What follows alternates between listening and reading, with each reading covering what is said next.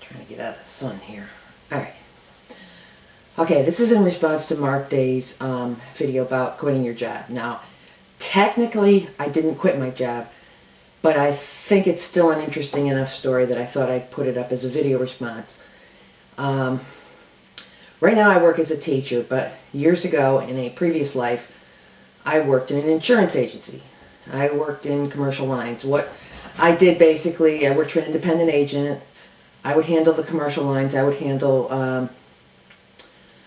big businesses. We handled accounts like the, actually had the American Office of Lego, which was in Connecticut. We had, we actually wrote Bill Cosby's home and auto insurance, which was kind of fun. Never got to meet him, but that was neither here nor there. Anyway, the point was we worked on large commercial accounts. My job was to do quoting, send applications out to companies for quotes if it wasn't anything I could do in-house and that sort of thing, and process the policies and the amendments and the changes and everything when they came in. Well, I took this job because it was a nationwide chain. I thought it would be a good advancement for me. I was in my mid to late 20s. I don't remember exactly how old I was at the time. I thought it would be a good advancement for me because I had been working for a very small agency, and I thought, okay, here, I'm going to go big time. I'm going to go with this national chain, and I'm going to end up doing really well in this business. Well, the problem was my immediate supervisor was psychotic, and I mean that quite literally. He played semi-pro football for a local football team, played quarterback. I'm not entirely sure, but I think he was probably doing steroids. He used to go work out at the gym a lot, and he used to drink all these protein drinks and that sort of thing. And he had a very volatile personality. You know, one day he'd be your best friend. He would tell me stories that I didn't want to know about his personal life. He would tell me about fights he got in with his girlfriend. I mean, he walked in one day with a black eye and he said his girlfriend gave it to him. I don't know. If I was a big hulking guy that played football, I'm not sure I'd go into work and tell people that my girlfriend beat me. But that's neither here nor there.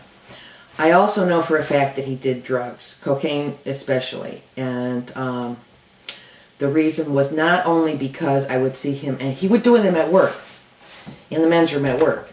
And not just, and I knew this not just because I would see him go into the bathroom and come out going,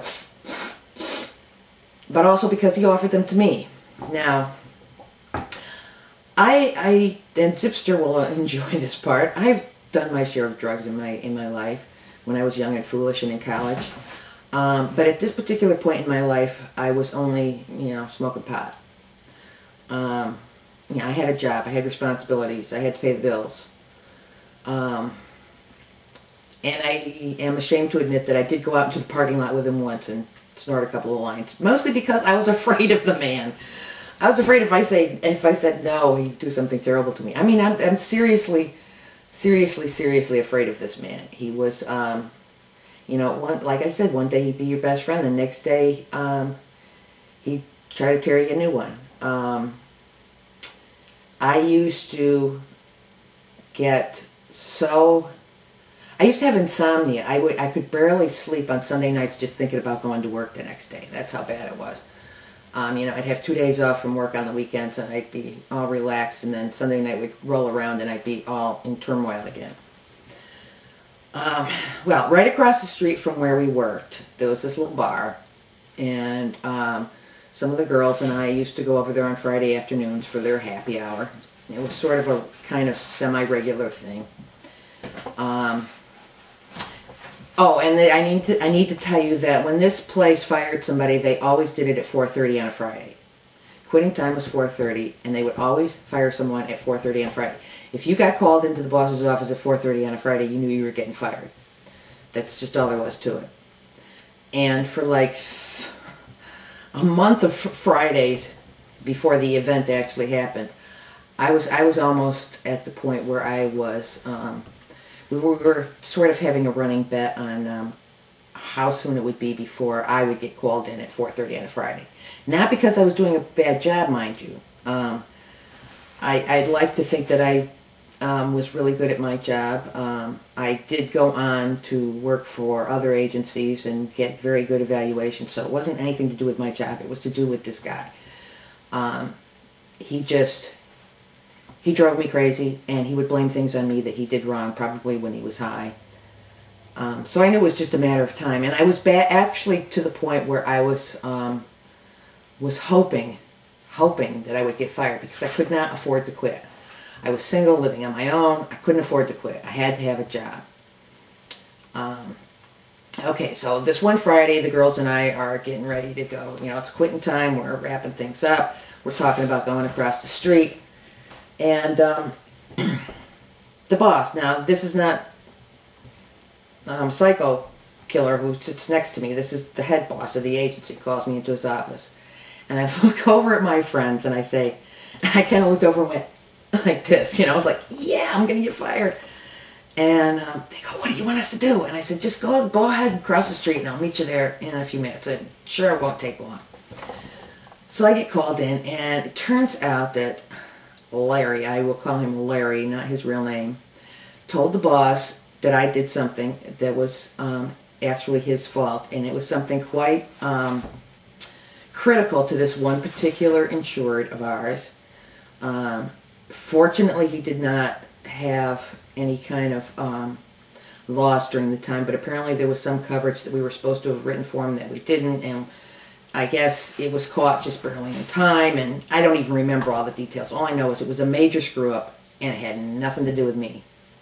I had no, because Larry, I almost said his name, Larry was very possessive about certain accounts, and he would not let me touch certain things because, he was God's gift. He once told me that he was God's gift to, no, what he said was, I should either be in the NFL or Hollywood.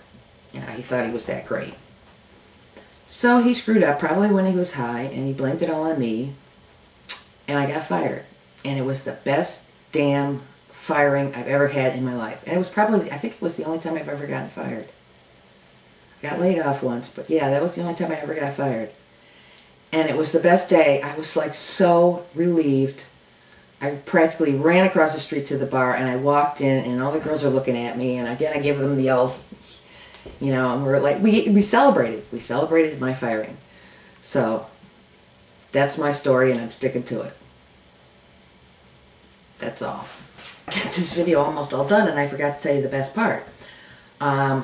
6 months or a year or so after I got fired, I found out through the grapevine that Larry got busted for cocaine possession and lost his insurance license. And I was never so happy. It was poetic justice. He couldn't have happened to a nicer guy. That's all. I just wanted to throw that in there. Bye.